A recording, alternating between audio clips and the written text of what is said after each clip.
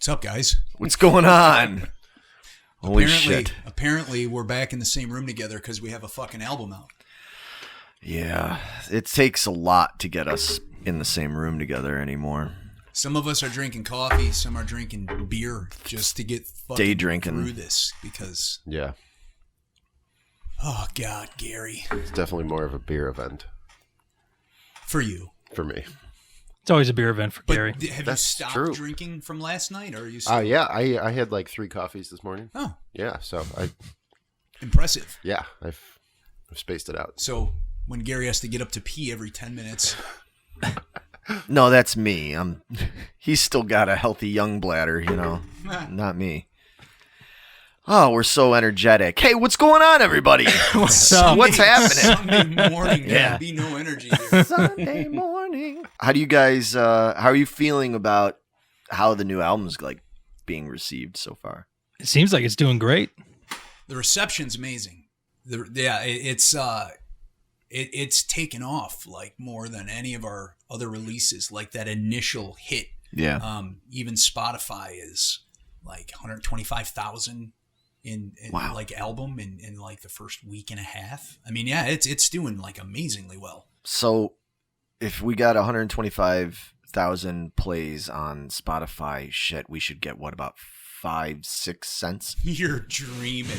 If we get See, and that's the biggest problem. I was hopeful, industry, man. I know. People see that and the number is so great, but it's worse than stealing MP3s in my opinion, because unless you're someone like Metallica, you're not making money off of streaming. 125,000 fucking streams, and we will see none of that ever. That's rough, man. Well, what people don't understand is somebody's making money off of it. Very true. It's not that nobody makes money off of it. And you know what? We're basing opinions on our past, so we'll see what goes moving forward. You know what? We may be, pleasantly surprised. I think it's great. I mean, I know, unlike stealing MP3s, at least like we could keep track of it. It's like, it's awesome to know. I mean, we never make any real money off of this anyway, you know? No, that helps with promoters and future shows and things like that. They see the amount of like actual people, you know, generally listening to your music, and that is a big help. And what's great is you can track by state and by country where those streams are at, so that helps awesome. Promoters, you know? Yeah. So it's a good tool. It's a tool. Like money. I'm just kidding. See, we're getting it rolling. We're getting it rolling here. We already got it. We already got a Mike dig and a Gary laugh. Yeah. So no, it's doing well, man. I mean, even it's one of the best reviewed records we put out. Of course, you know, you can't please everybody. We've had a couple duds, but you know, hey, you know, there are bigger bands than us that get shitty reviews and they still do very well. So I'm not gonna, you know, not everybody has good taste. I don't care about reviews anymore. We used to care about that shit like heavily, man, and took it like really personal, and then, man, that ate at us for a long time back in the day. And you have to like not pay attention to that shit when you realize exactly most of these people who are reviewing your stuff. I pointed out that one review. I don't want to mention any names or anything like that. I don't want to give anybody, because in general it was a good review. No, it was a good review. We liked it, but do you sit down and like come up with these sentences that you can describe things with your thesaurus to try to sound intelligent and just string these sentences together for everybody? Because you didn't review the record, man. You came up with like the most creative way to say something that you could, and it's not clever. Right. It's just not. I mean, it comes off as kind of pompous and doesn't even tell you what you even thought about the song. It just no, exactly. It's here's a 15-letter word that I put in here to make myself look smarter, and it doesn't relate anything to the listener or the reader, you know? That's just our opinion, or my opinion anyway, on it. It's like, I don't even care if it's poorly written, as long as like someone took the time to listen to it and write their feelings. I don't even care if they hated it. Right. Tell me why you hated it, and that's all good. I mean, that's.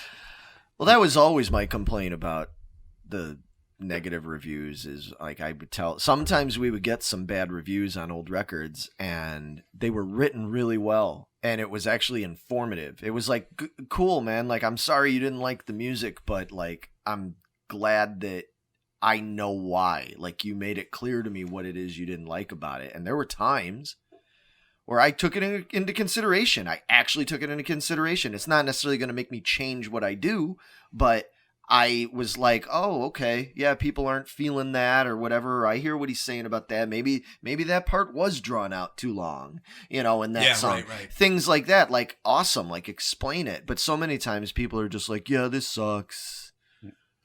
I think it's funny that with one of the reviews in particular, they were mentioning songs that sound like certain things and inspirations that were from like 3 albums ago for you. Well, yeah, I'll just put this out there. One of the funny things that keeps coming up, and people are meaning it complimentary, so I'm not complaining, but one thing that keeps coming up in reviews and even comments I've seen on like YouTube and stuff like that are people who are like, man, this reminds me of Mastodon. And it's so funny because it's like, I've been into Mastodon forever. Dude, listen to Dark Host on a Photic. That song is so fucking direct Mastodon. Total Leviathan on that. And it's like, and nobody ever said Mastodon. And then with this album, I honestly don't think Mastodon was in my orbit at all, like around me when I was inspired to write for this album and everything. And like, I listen to this album, I don't hear any Mastodon influence in there, and now everybody thinks it sounds like Mastodon, and I'm like, they're always wrong. Like, okay, well, you're a little late, 8 years ago. People assume our influences and inspirations, and they're usually always wrong. Well, somebody picked up on that I was influenced by Queensryche on Adagio. Nice. So, actually 2 people did. So I was like, okay, that was because that main riff in Adagio was like, yeah, it was kind of like borrowing some Mindcrime kind of stuff, but trying to play it like I said, like if Chris DeGarmo joined My Dying Bride. Oh, we've done that before. Yeah, that was a photic too. Yeah, that was kind of, but that's what I'm saying, like people picked up on that finally. I was like, okay, finally somebody kind of got something right. Still nobody's picked up on my Journey in Boston influences and stuff, and they're so blatant, man. Because, Larry, how could you possibly be influenced by stuff like that? You have to be influenced by only Doom bands, and because we're like down here and all the other bands are here. So you take from all those Doom bands. You do. No. I got news for ridiculous. I got news for all you people. You may not know this, but other than like a handful, I don't like many Doom bands. I don't like many Doom death bands especially. I anymore, I don't really like that many metal bands. Like, I do. I'll always love metal, but I don't. I mean, and you guys, like Mike, you don't listen to Doom Death. He never has. He's never liked that stuff. He's Diamond Head. Like, that's what he's all about. And you listen to his bass lines, and I think it's obvious. Like, that's like your influence. Vito, you don't fucking listen to Doom Death shit. If there's anybody here that does, it's probably me. And the stuff I go to, I'll put Saturnus on. Right. I'll put, it's the stuff I'll listen to the stuff, in my opinion, are the guys who started something. Right. Are the guys who actually have a unique sound. I mean, you have Saturnus, and then you have, and again, I don't want to mention names because I'm friends with a lot of these guys, but you have a lot of bands that clearly were influenced by Saturnus. But you'll never hear that in reviews and things, No. But it's so obvious. And it's like, if I want to hear that, I'm going to go to the masters that did it. I'm going to go to like... Right. Well, that's a good point. I mean, I even had it on our website for the longest time in my bio and stuff, is like one of my biggest Doom Death influences from their old stuff was Pyogenesis, man. Ignis Creatio and Waves of Veritasia and all that. Like, that's, if you go back and listen to some of the stuff they do, and then you listen to some of the stuff I come up with, you're like, oh, okay, I could see that, like the way melodically it works and stuff. Nobody is ever in the history of my being in this band ever mentioned Pyogenesis in a review. And I get, but it's because bands like Saturnus and Pyogenesis are a little more obscure in a way. It's just easier to bring up the big three. I have never in the history of this band been influenced by any other Doom Death bands vocally ever, except for Saturnus. Right. And I said, and that is, and it was the spoken word. Thomas has got that like locked in, like nobody's business. It's perfect. It's perfect. It makes the ladies quiver. You should do like romantic series audiobooks. You know, man. and to me, when I heard that, I was like, okay, that's I need to strive for like that quality in the spoken word. Dude, I just came up with it. You know what we need to do? We need to make a channel on YouTube or something where we get guys like you, we get Thomas from Saturnus, we get Aaron from My Dying Bride, we get all these different like Doom Death guys. You know where I'm going with this? Danielle Steele novels? Kind of. Fucking gothic doom metal ASMR. So that goth metal chicks and pussy guys can listen to it and go to sleep listening to you guys like talk and just like read stuff. Just soft and ASMR, sultry and audio sensory, whatever that. Oh, is that what that stands for? Yeah, that's when. Yeah. Mm-hmm. Mike can pleasure himself. Rubbing baby oil all over him at night.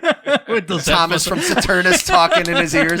Just softly reading the lyrics from the Somewhere in Time album by Iron Maiden. Oh no! I think you're onto something. It'd probably be a huge hit. Oh man, Mike would be like, Mike, there's nothing wrong with that. No, it's okay. I'm not complaining. Mike could get home from a long day of work and, soak in a tub. And be like, I think I need to hear Thomas whisper the lyrics for the loneliness of the long distance runner in my ear tonight. He would do that for you.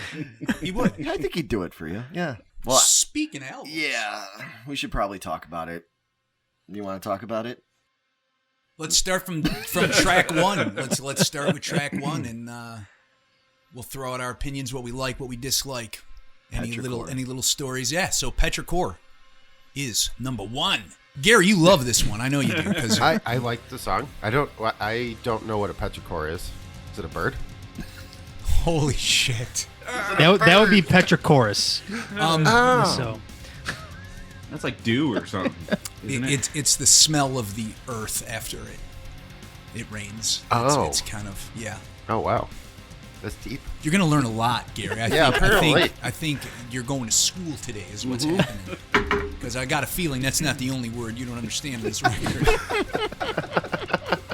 So, you're married now anyway, man. You're fucked. Yeah. Just wait till we get to Adagio. You don't need your brain anymore. All right. So, Petrichor, now that Gary is informed on what that word actually means... Yeah, I mean, that was the first music I brought into the band for this album. That was like the first bit of music, actually. That and the music for Obelus. Ironically, because like Obelus, I think, was like one of the very last songs we finished. Yeah. That one took a while for obvious reasons. So, Gary, I got a question for you. Yeah. I know rehearsing this because we're going to play this album in its entirety next month. And I know, like, you always say opening with this song, you don't like it because you got to warm up to it. Is that, do you think, because it was the first song that came in and you had more like excitement and drive, so you put more into that drum wise? Well, the reason I say that it's a hard song to open with is just because there's a lot of fast stuff in that song. So. Well, that's why I'm asking. Yeah. Because it was the first thing that Larry brought in, and it was kind of like one of the first things you guys started working on. Do you think that had a little bit more of like, new material, and it kind of made you? No, I don't. I mean, no, I don't think that was the reason. I think that's what I just felt the song called for when we were working on it. And that song, we did start working on that song first, but it took a while. You kind of redid that song after we were playing it one way for a while. Yep. And so we first started playing that song, demoed it out, and then Larry didn't like a couple parts, so you changed. I think the verses became completely different. Oh yeah. I changed the song a lot. Actually. So, and that song that was kind of one where I didn't really have anything I loved drum wise, so I had to like go through a lot of different ideas for it. So that one actually took longer for me to figure out than the other ones. I think out of all of us in the band, we're all self-critical, but I would put out there that I am probably the most self-critical because I hate everything I come up with and do. I already can't stand listening to this album for that reason. But I think right behind me is Gary. Gary is always like man, I could have done so much better. Like, oh man, I wish I would have came up with. You're always doing that. Like you're never totally satisfied with what you come up with. Man, we always say that about Gary too when he's not around. Damn, I wish Gary would have did better. Damn, I wish Gary would have came up with something. I know. So we're on the same page, man. We got you. We never say that. No, actually. You're one guy I don't think that we ever really say anything about. We're like, how are the drums? Drums are fucking great. Yeah. I don't have any complaints about anything you've done on this record. Thanks. Not one. Hey, Mike. So the real reason we're here tonight. No. We got to talk to you about something, Mike. No, but seriously, like, what do you think of this tune? Because you usually tend to like the more upbeat kind of songs and stuff. No, I enjoy it. It gets your fingers working, man, on that one. Yeah. Yeah, it's got some fun ups and downs or peaks and valleys dynamically. Yeah. You know, where it's got some intensity that it builds up, and then we get to that middle section where you know, it really kind of comes down, and you and I are playing, and there's real soft singing, and then it counterpoint thing. Yeah, right. Yeah, that's really cool. Because we don't get to do that too often. I love in that middle section that I have that sort of flamenco finger style thing I'm doing, and then you came up with that total. Right. Well, I heard what you were doing, and I'm like, well, you know, I could match that, but that's kind of it would have been kind of boring. Yeah, you know, and I wanted to do something there, but didn't want it to be, you know, too over the top. So. Well, and what's funny is, again, I get that nobody's going to pick up on it, but my initial influence for that part, for just sort of the movement of it, the dun dun dun dun dun dun dun dun, was from Foreplay by Boston. All right, now I got it. That's why even when the guitars and drums, everything come in, it goes bum bum bum bum bum. But it's the same idea of having going from that quiet and then into the. Again, it's one of those things that I explain it, you go, oh yeah, okay, but I don't think the average listener is going to hear that and automatically go, oh. No, because it's not.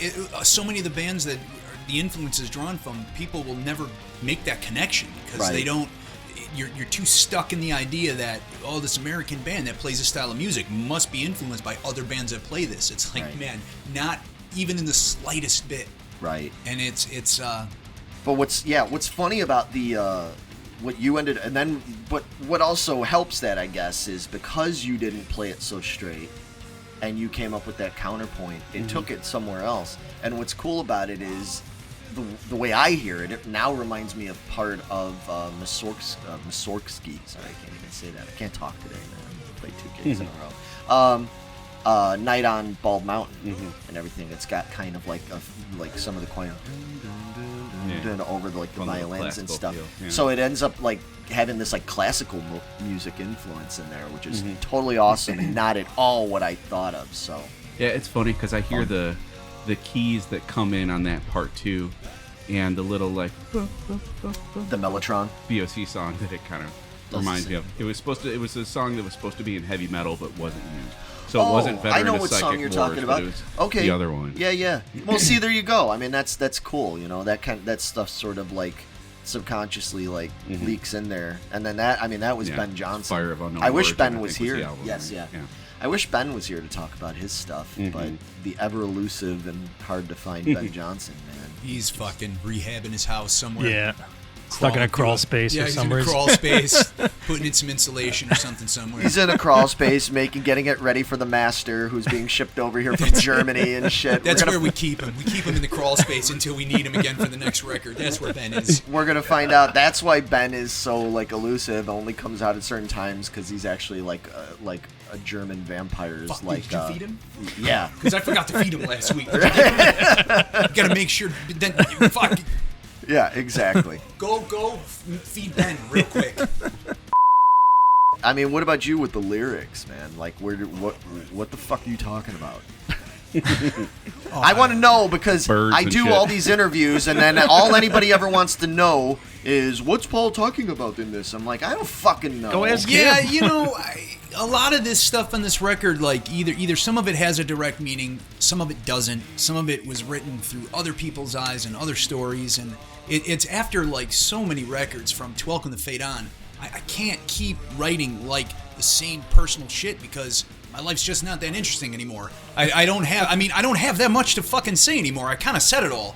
And I get to a point where I'm either going to start repeating myself or I have to draw from other things. And like there are certain songs where I'll just start writing and then they just kind of start to take on like form on their own. And Petrichor is kind of one of those on this album where, you know, like a lot of stuff, it's about just change and you know, everything changes after a rain and that I don't know, man. It's just this one's difficult. This one's hard to pinpoint like one specific thing that I can tell you. Yeah, this is what the song's about because it's about a lot of different things. A lot of this album is a lot of things that like take place in your mind, and I can get into that like when those songs come up because I had a conversation even with my kid the other day about the Obelus. And she's like, it's just a song about a house. I'm like, it's not about a house at all. You have no idea what, you know, and I had explained it to her. And then she was like, oh, okay. And I'm see, like, that goes to show how people don't get it. Right. I made a lot of mistakes writing this time. I tried to get too fucking clever. And it's like, okay, I need to pull back on that a little bit because the more clever I try to get, the more it bites me in the ass. And people just don't get it. And it goes like way over people's heads sometimes. So... And I do that on purpose. It's like I try to have that mystery and that I want people to think about the lyrics, and sometimes it's too much, and they just you'll never get what I'm actually trying to say or talking about. I mean, shit, even guys in the band don't know what the shit means, like the word. Yeah. I mean, yeah, that's fucked up, and that's my fault. And I tend to get over clever with things sometimes, but you know, sometimes it makes it more interesting. Sometimes it makes it annoying. Sometimes it makes it trouble later down the line when you have to like constantly explain yourself. Right. You There's know, that fine line between clever and stupid, right? Yeah. You know, I got to dumb it down for guys like you. And then, Wow. nah, just, you know, lyrically, I mean, my approach is kind of the same as it always is. I need to draw from different experience, personal experience, people in my life, their experiences, and it's just, you know, it's usually dealing with struggle of some sort, because that's pretty much fucking life. It's a struggle. Okay, we're back now after I fixed the shit that Gary broke. I didn't break it. Also, it's kind of unreasonable to have a toy box tacked to a wall. Yeah, well, maybe don't be a bull in a china shop. maybe that's your last beer, and then we'll be all good. I haven't even finished my first one. We were just finishing up Petrichor. Yeah, moving on to the only other thing at Petrichor, it's the first time I tried that vocal style. That's right. That's the only new addition, and then everyone is, you know, got all their where my thoughts were and this and that. It's fucking old Cathedral. That's where my idea came from. You know, all going back to like the Soul Sacrifice EP, Ebony Tears, The Leaves. You know, It's all that like, Lee Dorian. It's like that's where I drew the inspiration from. And nobody's picked up on that. Well, I didn't try to sound like him, but it was Right. that singy grovel. Lee Dorian was like the best at that. So Right. to me, that always was in my mind. And That's a you good know. point, you know, again, with people that always bring up things that influenced us, and me and you, is they bring up, it's always Paradise Lost, My Dang Bride, Anathema. And the funny thing is out of all of that, out of all the British doom, death, whatever bands, the one that actually I was way into and influenced me was Cathedral. And I never hear anybody bring up, probably because we don't rock as much as them. Right. But like, yeah, I mean, shit, man, come see us on tour. It's like almost every time I line check at a show on tour, I play Cathedral riffs. Like, Right. it's because it's that tone that I'm going for. I think there's a big misconception too with people. There's a huge difference between inspiration and influence. Right. And I think people don't quite understand the difference between the two when they talk Right. about this stuff. You can be inspired by these bands. You know, I can be inspired by My Dying Bride just at what they've accomplished, at you know, the quality of their music. It doesn't necessarily mean it influences me to want to sound like that band. Right. You know, there's a huge difference there, and I think a lot of people, that kind of goes over their head, and they just assume they're the one and the same, and they're not. So what was the influence, do you think, behind the Witness Marks? Your lyrics and stuff. Witness Marks is it's about erasing the witness marks. The witness marks, as they are marks in a grandfather clock, and they are when you need the clock repaired. They used to bring people in, and those people would repair the clocks, and then they would put their etchings inside on the gears and things like that to show their history of what happened to that clock. So it's to me, it was like that history of, and again, the clock, all this stuff kind of it plays into, like, I use the clock as like the gears of your mind and things like that, and so the song is more about kind of erasing that history of your fixing throughout your life in your mind. And it's just, I get deep with that shit like that. I overthink this stuff when I write lyrics, and I write it in a way where people like hear and go, I would have never got that from it. It's like, yeah, well, because that fine line, right? Yeah, and that's basically the witness marks. It's erasing, like, all that time that you took to fix yourself, to fix your mind, all the trouble that you've had, and then there comes that point where something can erase all of that, and you're back to fucked. So it's kind of like, one little thing can erase all of the work that you've had done, or Interesting. That's kind of where that one goes. Interesting. Where does this song rank for you guys? Like, how do you guys feel about this song? Because this is all kind of new to me. Like, I haven't really talked. Gary and I talk a little bit about this stuff, but like, I don't know like what songs are like your guys' favorites and not, and what's your favorites to play and all that stuff. What do you guys think of it? This is up there for me. It's a lot of fun to play. I think Witness Marks is within my top 4 on this record for sure. Nice. Yeah. How about you? Middle of the pack for me. Middle. How about you? Yeah, I like playing it a lot. It's really fun, and I think it's a good. Yeah, I think it's a good song. To it. Yeah. It's got a good beat. You can dance to it. I give it an 85. Yeah. What about you? Because I know in the beginning, I didn't think you were too crazy about it. I wasn't, actually. It was kind of like, it felt like a utilitarian song to me in a way. Like, I liked the riffs and everything, but it was just sort of like, I didn't dislike it, but I was like, it's okay.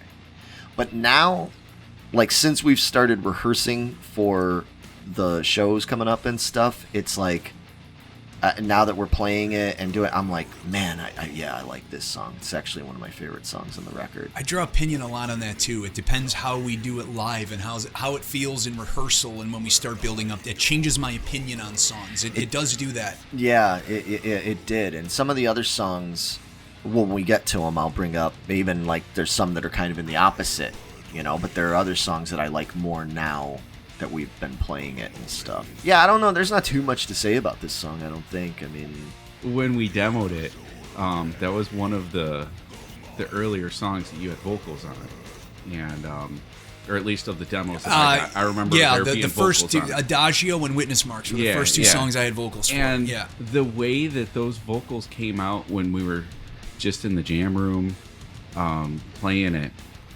it had a like a Fear Factory vibe to me. And I don't know exactly why. I think it was because, the notes that you were in the chorus in particular. I can hear that. The notes that you were like, totally not where I went with that, but that's right. Two of you guys are hearing it. That's kind of cool. Oh yeah. But then I love Fear Factor, especially If you go back to those demos and listen to it and kind of get Fear Factory in the head, and you'll probably hear what I'm talking about. Okay. But then when we got into the studio and you actually did it the way that you intended it to be mixed with what was subordinate, what was dominant to harmony wise. That totally changed the vibe of it to me. So I was kind of surprised when I heard the mixes coming from Dan, that the vocal line of the chorus was as different. See, but that's with Dan. We send him all that stuff, and he gets notes on like vocals especially. Okay, this is the dominant vocal track. This is the background stuff. Mm-hmm. I think he ignores it. And I think he puts... No, and I'm not saying it's a bad thing. I think he goes, whatever, Paul, and throws it all aside, and he puts all the vocal stuff, and he starts mixing it to what he thinks sounds good. And then he sends it to me, and I instantly go, well, he put my backing track as my dominant, and this and that, and then I listen to it, and I go, damn, he's right, that sounds great like this. And then it fucks me up for the future, because now I'm like this album especially, going through everything going, man, I can't sing that high part as my dominant live, and then it's, so I have to like rethink all this stuff after the mix. But in the long run, I think, he makes the right choices when he mixes vocals. He really does. That's because he's such a good vocalist himself. He knows, how to do that shit. So, what were you saying about the bass? For the witness marks, that was one that surprisingly had one of the trickier parts to record for me, because when I was just working on my parts for it, I was just kind of playing through the verse pretty straight, but there's a little slide that you guys have in there right before one of the transitions, and I remember sitting there with Chris for spending way too much time for what it felt like it should have taken to get that recorded, because I just couldn't get the feel right of where that little slide was coming in the verse. It's a little tricky, but yeah, my influence on that was Morbid Angel. Nice. Big time.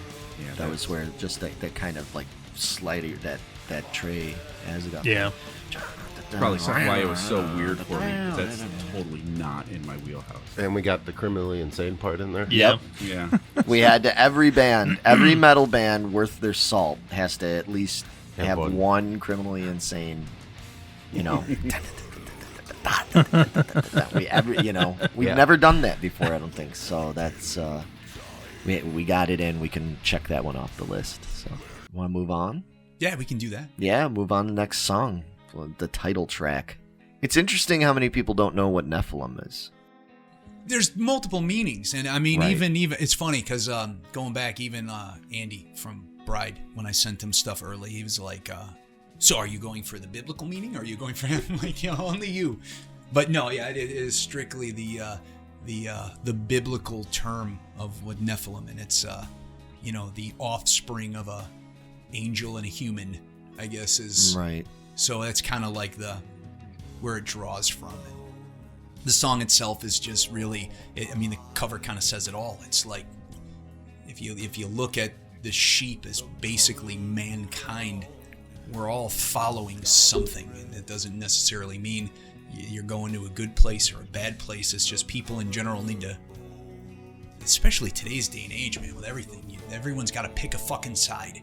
And they got to defend that side, whether they know what they're talking about or not. They just have to be a part of it, and they got to pick a side, and they got to fight for it. And it's to extremes now where people will fucking trample each other to death just to prove their point, even if they don't even know what their point is. They just got to be a part of it. People are passionate about things, but it's not even passion anymore. No. It's just following along with the rest of the flock.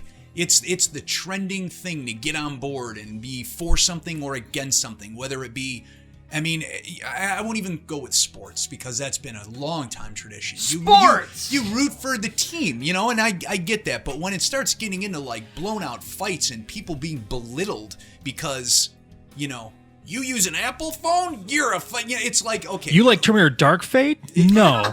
Right? Wow. I'm with you, man. He's got a point. It's just everything has got fucking extremes, and it's difficult, man. We live in a weird time. Yeah, we do. And that's kind of what the title track and just the overall thought is. It's not religion. It's not political. It's just people in general. Every time you touch on any kind of pseudo-religious topic, we automatically just get bombarded with people. It's touchy. I get it. On both sides. Mm-hmm. We get people that are like, it's fucking awesome that they're, into Night's Requiem Inferno, and he's got, let those fucking demons get that baby Jesus and blah, blah, blah. And then you get all these other people that go, I always liked your band because you weren't one of those kind of bands, and now you're all religious, and you're anti-religion, and you're anti-Jesus, and you're satanic, and it's like... If you go through... I am a big fan of religious and biblical art. And you go through and look at all of that history of Renaissance art that were painted. There is stuff far worse than anything I've done on an album cover that are hanging in churches in Europe. And it's like, okay, it's depictions of things and stories that were written in text. And they told a story at the time. And that's all it is, man. It's stories and it's art. Don't read too deeply into anything that I say or any of the stuff that we put out as far as imagery goes. That's all it is. It's imagery. It paints a picture. I'm not preaching anything. Well, think about how many people think just because you say in our old song Autumn Reflection, just because you say I thank the heavens above, and everybody's like, oh, they're a religious band. Yeah. Blah blah blah, and I'm like, really? From that line, like that's such a common. Heavens to me is the stars. Right? It's thank heavens. I say that all the time. Thank heavens. It's not like I'm sitting and going thank heavens and then crossing myself 50 fucking times. It's like it's a fucking turn of phrase. Yeah. Chill the fuck out. People, again, it goes back to the whole thing, like Nephilim Grove. It's the extremes, and it's like, don't read that deeply into this stuff. It's not that serious. We're a bunch of stupid long-haired dudes. Yeah, and a bald dude. I'm making shit up to confuse you on purpose. I am not preaching anything. I'm not. Yeah. It is what it is. It's art. Just take it for what it is. Well, and that's the other thing. It's like people always want to know, because they ask me, and it's cool. I don't mind them asking. They ask you too. They're like, well, what is this song all about? What is this song all about? And it's like they don't understand that there's a lot of intentional ambiguity with our songs that we don't necessarily want to spell it all out for you. No, we're not we're fucking not the dead deicide. Kennedys. It's right. It's not obvious.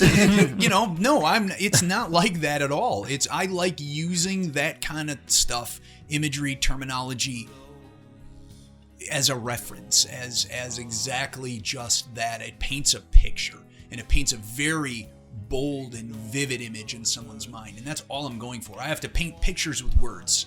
But the problem is that people think that their image, it backfires on us because we want it to be ambiguous so that people get different things. But then people think that their interpretation of it is what it is that they must be that he said devil, or he said demon, or he said heaven. Well, he must be talking about hell and heaven and God and Satan. It's like, no, that's your interpretation of it. And if you want to interpret it that way, be my guest, but don't put it on us and automatically say, well, now you guys are a satanic band. Well, now you guys are a religious band, or what? It's like, oh, come on. We are all of that and none of that at the same time. Exactly. It doesn't. There is no one thing. I will tell whatever story that I want to tell at that time, and people are going to draw whatever opinion they want. But it's never preaching. If that's the one thing I can stress and get across, I'm never preaching anything. Draw your own conclusions, man. I'm not going to tell you what to think, how to live. That's up to you to figure out. I'm just painting a picture. You can like it or not. What do you guys think of this song? Like, how does this song rank for you? Again, top 4 or 5 for me as well. It's up there. It's on the top half of the album for me. Okay. How about you guys? Probably lower half. Really? Damn. You don't care for this? It's on. I see how it is. It's not why.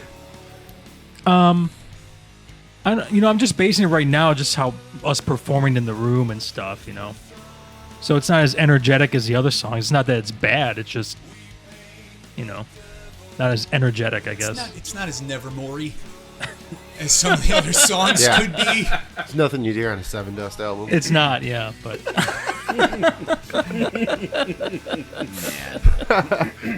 I like it. I think I like the what the keys do to the song the most out of any of the songs on the Keys album. are awesome in this song. Yeah.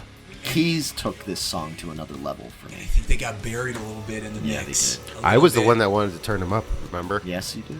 You guys were all like, they're fine. And I was like, turn them shits up. Yeah, probably should have listened, because I Yep. do think that they could have gone up a little bit more. Ben does some amazing stuff. I think that gets a little bit lost in this, and that's unfortunate. But yeah, probably our fault.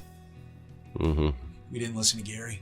Specifically Should have yours. listened to Gary. Yeah, I think this one's probably in the top half for me. Cool. Yeah. Oh, wow. Yeah, I enjoy it. I like, kind of opposite of what Vito's saying. I love the dynamic flow to it. The ups and downs of hearing it live, and how, the energy just kind of dissipates, and it's very, airy and sparse. Right. And then we come in and we pummel you with the heavy, and then it goes back to it, and the ebb and flow of it is awesome. Yeah, I agree. I really like the atmosphere and the back and forth and the dreamy feel and the punishment. Yeah, it's cool. I really like the flow. Go ahead. This song always makes me giggle a little bit, though, because I remember the first time that Paul came to us with the title, and the first thing that popped into my head was the Doobie Brothers. China Grove. Yeah. And I said something. Paul didn't get what I was talking about. But, No, I didn't. yeah, Big China Grove. And then we were in the studio and we realized that We don't want to do it because that, Larry, if you fucking do this. See, we should explain to the audience. Wait a minute. We should explain. We're not going there. We're going to explain to them. I won't tell them what it is, but we have this really bad habit, me in particular. I'm always the instigator, and I apologize. It's a bad habit, but I cannot listen to lyrics, especially our lyrics, and not parody them and change them around. Constantly changing them around.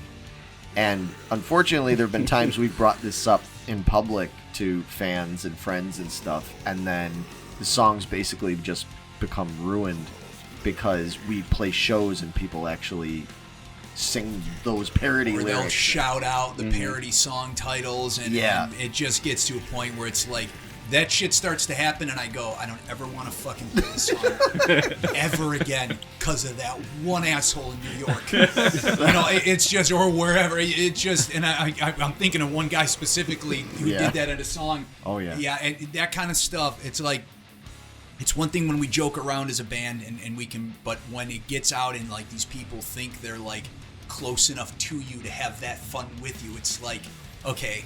Yeah, that's our problem, is we do overshare, I think. So I'm not going to tell you people, you can come up with your own ideas. No, let's not. But yeah. If you like us to play this song, you better fucking not, because I'll never do it again. But as for me, with this song, it's kind of interesting because my feelings about this sort of vacillate between your guys' opinions of it. Like, I like it more, I guess, than Vito does, but I don't care as much for playing this song as I do for listening to it. I get that. You lose some of that dynamic, I think, that's really important to the song when you try to do it live. I love this song on the record. I think it's great. I love the lyric video. It's a fucking awesome video, you know. Yeah, the animation on that was good. So well done. The artwork for this album is, just sublime. It's so good, man. Yeah, to me, it's some of my favorite stuff that we've had made. I mean, easily. I love this artwork. Like, I've never considered once ever getting any of our own artwork, like, in a tattoo. And I'm looking at this going, man, I wouldn't mind, like, that character. I don't know if I ever would, but this is the first time I've actually thought about it in that way, going, We've always, mostly had really good artwork, Oh, yeah. And we get a lot of compliments on it. But I don't think I've had as much compliments from a wide variety of people. People that aren't even into metal, people that are, and that have just seen that album cover and said, man, that is a striking album cover. Your dad. Yeah. I had a conversation with Gary's dad about it. He was like, man, your album cover's great. He brought it up to me at the table, too. He was making his rounds at the wedding. Yeah, I was like, oh, wow. All right, so the next song is what is What next? We Become. Oh, that's right. With the crickets and the Yeah. atmospheric intro thing. So pretty. So beautiful. That's the sound that Mike hears when he's out on his back patio at night, just in his skivvies, listening to some Saturnus ASMR. Well, maybe if it's cold, I'll have mosquitoes in. Yeah. Likes to feel that ball breeze, man. Jesus. No, there's a lot of foliage, so I privacy. Every now and then he finds a nice leaf to just kind of rub on him. Stuff. This is a good nipple leaf. Cool outside. Until you realize it's the poison ivy. Oh, God. Oof. I would not wish that upon you, man. Just a chill in the air. Thomas in your ears. Your nipples are so hard they hurt. You know what I'm talking Oh, about. Paul, what have we become? Mike wins a point for the good segue there. Yes, he does. So, yeah, this song. Now, is this a personal song or a story song? Story, 100%. There's Okay. nothing personal. I tell you where this came from. And God damn it, now I'm not going to remember. There was a husband and wife couple. And they reviewed a couple of our videos on YouTube. But they did an autumn reflection video. And I watched it, and like within a couple minutes of the video, she got really like emotional about it and choked up. And I'm like, man, to reach a stranger on that level with our music and with lyrics or something like that, and to reach like that emotional level, I think that's something really humbling, and it's really special. Like, it's special when I can do that. So as soon as I saw that happen, I thought I need to do that again. I need to write a song, and Autumn Reflection is pretty specific because it's about a child, and you need a very specific. I wanted something that can reach people on the same kind of emotional level, but that everyone's going to go through at some point in their life. So this song was very much written with everybody in mind. It's not a personal story, but it's something that I think most people at some point will know what it feels like to love so greatly and have that not reciprocated, or that they were in love and it kind of broke apart and they don't have that anymore, and one person is longing for that and waiting for that to return and hoping that returns, where the other person is, I'm done with it, and then they can't quite find that place again in life. I just think that's I wanted a topic that could have been very personal for the most amount of people that I could have reached with a song. So if there's anyone on the album that is so straightforward and so story involved and not personal, this is the one. And that was with intent from the very beginning of writing it. There's no hidden messages here. It is straight up like made for you to hit you in the feels. That's basically what this was meant to be. By feels, he means your private parts. Yeah, whatever tingles, man. Whatever tingles. Tickling. Nipples. I think it's a good taint tickler. You get the Peter tingle. Peter tingles. Whatever tingles, man. Whatever tingles you. Hopefully this song will tingle you in some way. So this started out as a Vito predominantly song, musically. Yes.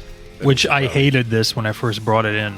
Yeah. I thought it was very boring and You were wrong. stuff we've done before in the past, and yeah, I guess so. But yeah, I like how it came out in the end, though. Where does it sit for you? Bottom half. It's it's in like the top, the upper half of the album, I'd say, top half. I like it. I think this was the first one I tracked in the studio. I can see that. I can see you warming up with a little bit slower one, and Yeah. that makes sense. There's some cool parts in it, though. Just a couple. Yeah. Couple two tree. How about you? Yeah, I like it a lot. If you remember with the intro, that was the one I came in where I had that crazy thing that I was overplaying again. Oh, yeah. Yeah. I feel bad that I have to keep doing that to you. No, this one was but right. I- Because what I came up with works way better for it. It's I mean, just, yeah, I was so disappointed how well you guys work together in the studio. I came to bass tracking hoping to see fisticuffs. And they're all like, oh, that's a good idea, Mike. I love you, man. I love you too, man.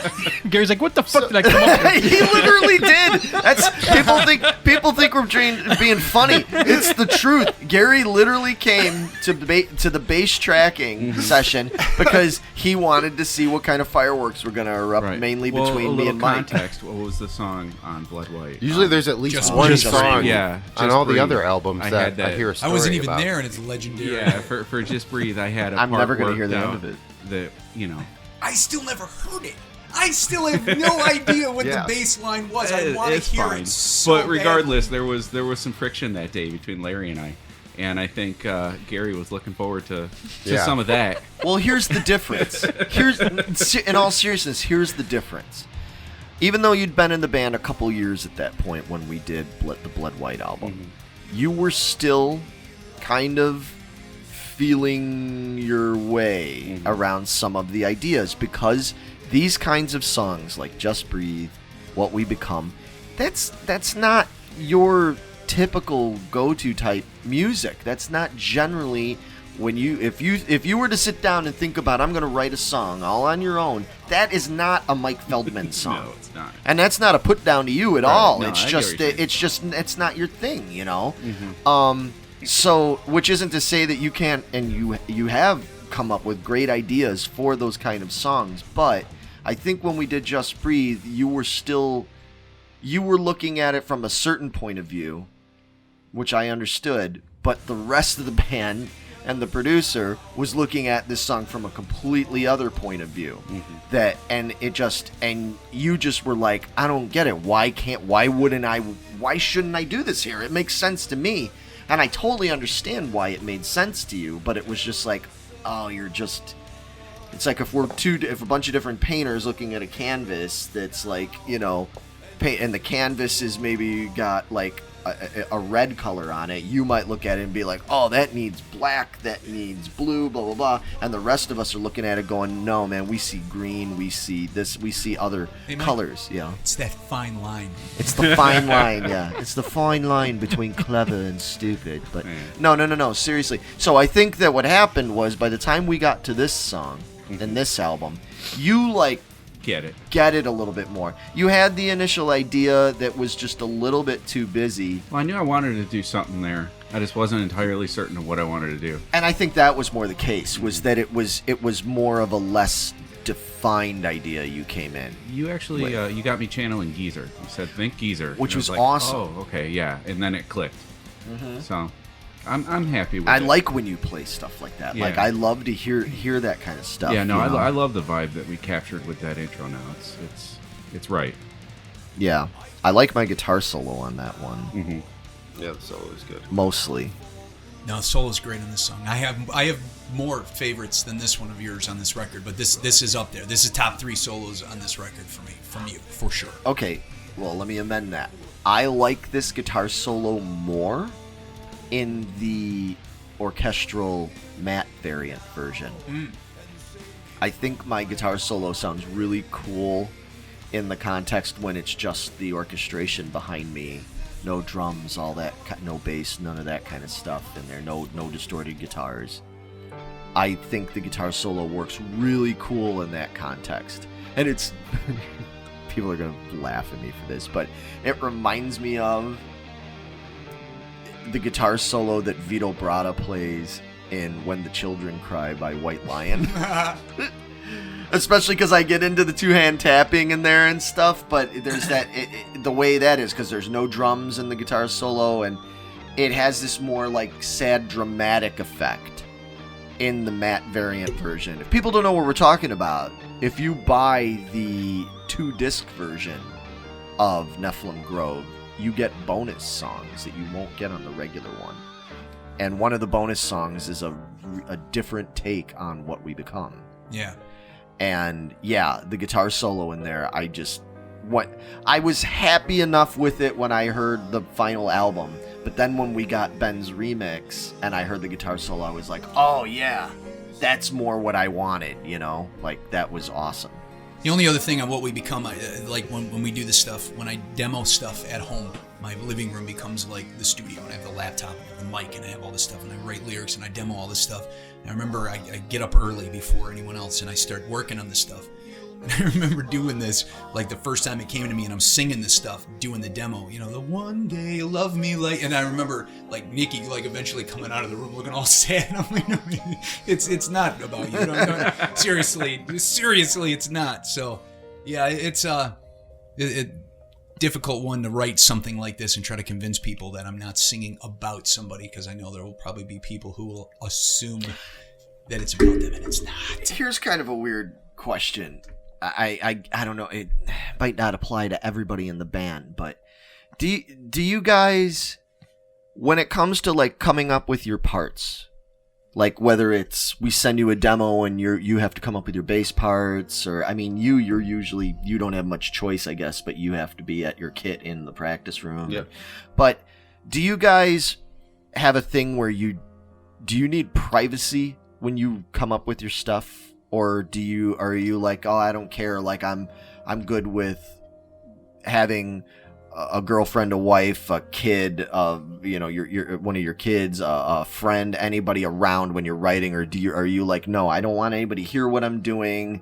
I don't want to, you know what I mean? Do you feel the need to close yourself off? Lyrically, I can't have anyone. I have to be alone when I write lyrics. When you write the lyrics, but not so much your melodies and stuff. there's a lot of times where like I'll ask people's opinion on things, and I'll listen to what they say, and I'll be like, what do you think of this? What if I did something like this? What about this harmony? Like I'll ask, and I mean even Rhiannon, like I'll she's really good, and like her opinion does mean like a lot to me when I'm like, what do you think of this? Because she's really into harmonies and things like that. So, and there's things on this album that she hated. So I mean, and still hates, which is funny. Interesting. Yeah. Huh. We should have got her on here. She thinks Nephilim Grove is the greatest song that the band has ever written in our entire catalog. That is her favorite song, and I think the least favorite thing, in her opinion, is the Obelus. She hates that song. Hates that song. And I don't know. Maybe her opinion will change now that she actually knows what it's about, but I don't know. Anyway, so no, for me, like I will try to work out as much as I can by myself. And then they'll reach that point where it's like, if I'm really struggling, like there's certain things I know like Adagio, I knew exactly what I wanted to do right away. It didn't matter. No one's opinion was going to sway me. I heard it in my head already and it was done. But if I have like things where I'm not sure on, like I welcome all the opinions just so I can make sure that it's exactly where it needs to be. So I'll reach that point where I need input. Yeah. What about you guys? I always did it, and Orion's always around, but doesn't really pay attention. Right. So I didn't really think about it much. I guess I write alone just kind of because of that, but I think if someone were around... Doesn't bother you? I don't know if it would. I mean, my system is that usually, Vito will be, doing the demos and stuff with you guys, and then he does all like his guitar pros, and then he sends them along to me, and I kind of look at what the guitars are doing, because I'm much more of a visual learner than an audio, so I kind of need that direction of like, oh, these are the riffs, and these are kind of what's going on. And so I'll sit there and I'll look at what he's doing, and I'll try and find, okay, where could the bass kind of, fit with this guitar here. And so there's a lot of work that I'll do kind of with my guitar right here and my computer right here, and I'm kind of going back and forth, and I'm playing some things, and I kind of like that, and I'm going to put that into Guitar Pro so I can remember what I'm doing, kind of thing. And so I kind of build it up like that, and then once I've got the skeleton of what I think I want to play, then I start fleshing it out more and more. But Vito, I mean, like, what about you? I mean, I know you're alone most of the time anyway, but I mean... What are you trying to say, that I'm sad and lonely? No. This fucking guy over here. Do you have to get rid of the cats? No, the cats definitely get locked in the bathroom if I have to write something, because I don't want them looking at me. Well, that's what I mean. It's not just about people. I mean, just like distractions of any kind. Like, do you have to really focus? Yeah, because I get distracted very easily. So it's usually like Mike. I'll sit down with the guitar and the Guitar Pro, and I'll kind of map stuff out that way. Because I'm more a visual learner like Mike is. Do you let your cats watch you when you poop? Yeah, they come in and when I shower and stuff. So there's a visual for you guys. Cats walk in, look at him, and are like, "What did you eat?" I know a lot of people with cats, and the cats are like, "Hey, you're pooping. Let me come in." And they have to go in pooping. Every place in the house, they follow me around, and they have to be in that room. So yeah, my cats are kind of the same way, man. They go crazy. Like, what are you doing? What are you doing? What are you doing? Why are you in there? Why is the door closed? It's like, fucking chill. Like, I'm just gonna go run up on them when they're shitting in the fucking cat box. Stick your face in. Suddenly look at them and be like, "Are you pooping? Are you pooping now? Huh? How is it pooping? Is it good litter? You scratched the litter? Huh? Fuck. How do you like it?" Yeah, I mean, I'm pretty much always alone when I'm working on the stuff. I'm either, listening. I usually like to listen to the demos from the jam room, and then just kind of... Do you always write in the jam room, or do you like write drum stuff at home on like the practice pad or anything, or do you come up with stuff when you're not in front of your kit? Yeah, it's more mental, just listening to the songs and deciding if I like the parts or not, and then trying to not visualize, but hear things, and then I go to my rehearsal spot, and then I'll work on some stuff. And then there's some experimentation too with just, trying out different patterns or something like that, trying to come out with a good fill, something like that. So right. Got to answer your own question too. What about you? I need people to leave me the fuck alone. Just get the fuck away from me. Jesus Christ. Oh, but you mean about writing? Oh, okay. Yeah, that too. Yeah, no, writing is a pain in the ass for me, man. Like, I'll either go through periods where, like, I'll think of 4 or 5 awesome ideas all at once, or I could go, like, 2 months without having anything. So, yeah, I need to be... Well, anybody that's been around me, especially when I'm driving or basically anywhere, you know, knows that, like, I suddenly will start getting ideas in my head, and they could be talking to me. There could be stuff going on, and then I just sort of, like, zone out, and it's like, oh, yeah, we lost him. Oh, yeah, there's like, times all the time where I'm just, like, sitting at the bar thinking about a song, and someone's talking to me, and I'm like, oh, yeah, that's cool. Yeah, exactly. And I'm just, like, I'll just be thinking about music. Like, it's just, like, stuff that's coming into my head, and it's like I sort of block everybody else and everything else out. So moving on, we're getting into the second half, right about... of the album. The next song is what, Adagio? Adagio. Now people ask me what that means too. It's something that's just very slow moving. Right. That's pretty. Yep. It's just obvious. it's a fancy word for slow. Right. Well, in like musical notation, right? It says Adagio. Adagio for strings. It's one of the saddest Right. Well, I think compositions ever. I think just in general, when it says Adagio, that is, you know, it's kind of like presto or allegro, where it's defining the tempo and the spirit of the music. But it's amazing how many people Abracadabra? don't know that. It's amazing how many people just don't, you know, if they're... What's an Adagio? What is that all about? Adagio. Look at this fucking Adagio over here. It's a new slang term. This is one of my favorite songs on the record. I would agree with that. I would agree with that as well. I really like this song. I remember when we first started putting it together, I was just like, oh yeah, okay. We got something pretty cool here, you know, as this was just one of those that sort of came together really well. I know that main riff is mine, but did we kind of collaborate on this one, or some of the riffs yours too? Like one of those ones I didn't come in, like I don't think either of us came in with like a demo of it. It was more like me, you, and Gary putting it together. I don't think any of the riffs are things that I came up with, but we might have like I think you talked about arrangement or something. Yeah, because some parts of it remind me of you, like some of the, you know, like your kind of movements and stuff. This was the one I was really worried that people were going to be like, oh, this is so reminiscent of the British Big Three doom bands and all that stuff. But I think by the time we got done with the song, it didn't resemble that as much as it did when we were first just like writing the riffs. Because I remember even when I went to Paul and played it for him, I'm like, okay, this is right off the bat, you're going to be like, okay, this is definitely got like a Bride-ish kind of feel to it and everything. Although, like I said, my take on that riff was really thinking more like Chris DeGarmo Queensryche, you know, than anything. But put it through our filter and it's going to sound like that. But who came up with the chorus? That's what I was trying to remember. I honestly don't. I think it's mine. I think all the riffs are yours. But this is one of those. Again, this is one of those cases where some of the other songs, there's songs that like a huge majority of it was kind of put together at home by either Vito or I, and then it was brought to the band, and then the other 30% of it was, you know, embellished upon. But this one, I think, from beginning to end was pretty much like a jam room composition. I had that opening riff thing, and then we were just sort of like riffing off each other, being like, oh, maybe it should go into something kind of like this, and then, you know, coming up with a riff, and then Vito's like, well, you know, sort of like plays it his way, and I'm like, okay, wait a minute, that's better than the way I was riffing it. You know what I mean? Like, that sort of thing. I still haven't decided, as much as I like this song, I still haven't decided how I feel about, no offense, Ben, the keyboard interlude in the middle. I love that keyboard interlude in the middle. But there's a reason you love that, isn't there? Yes. And it is...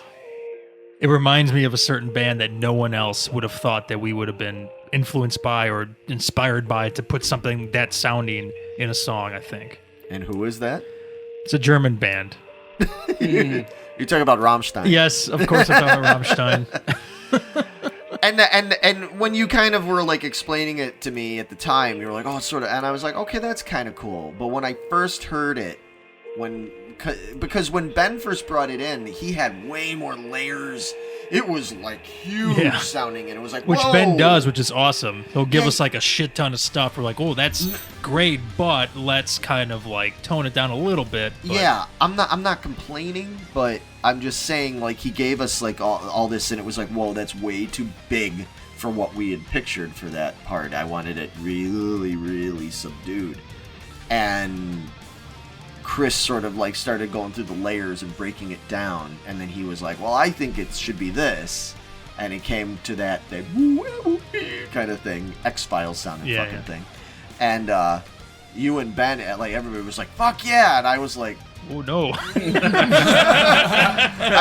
I was like, I don't know, that's not at all what I pictured for this. I almost pictured it to be more like a scratchy old 78 record playing, like a music box or something really fucking creepy. And I think you had demoed it that way with some kind of effect or something on your guitar. Yes, I had. That part I did demo, and it hits me weird every time it comes in and I hear it. I think I'm on the same page as you. I don't dislike it. It sounds very out of place, and maybe that's kind of what makes it work a little bit. Because it is a bit uncomfortable for me when it pops in and I go, That's how it ended up kind of selling itself to me in the end and going, all right, it's cool, it's different. We've done so many of those quiet interlude things that it's like trying to make them different. It can be a challenge. So then I was like, okay, it's fine. But still, when I listened to it, even when I did the radio show last week with Ken, did that interview and it was playing and we're just sitting there talking and that part came on and still even just super, I was just like, I don't know how I feel about this.